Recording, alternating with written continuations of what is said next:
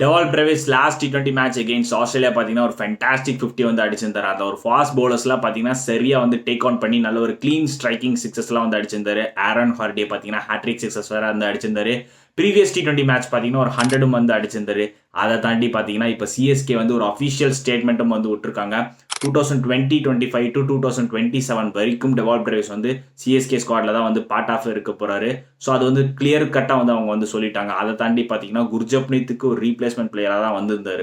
So அது வந்து ஒரு மிஸ்கம்யூனிகேஷனும் வந்து இருந்தது. ஸோ அந்த குர்ஜப்னீத்தோட வேல்யூ என்ன ஒரு 2.2க்கு வந்து எடுத்திருந்தாங்க. ஸோ அந்த ஒரு 2.2 வேல்யூ தான் பார்த்தீங்கன்னா டெவால் பிரேவிஸ்க்கு வந்து கொடுத்துருக்காங்க. ஏன்னா டெவால் பிரேவிஸோட பேஸ் ப்ரைஸாக பார்த்தீங்கன்னா 75 lakhs. அப்போ பார்த்தீங்கன்னா அவர் வந்து ஆக்ஷனில் வந்து அன்சோல்ட் ஆனார்.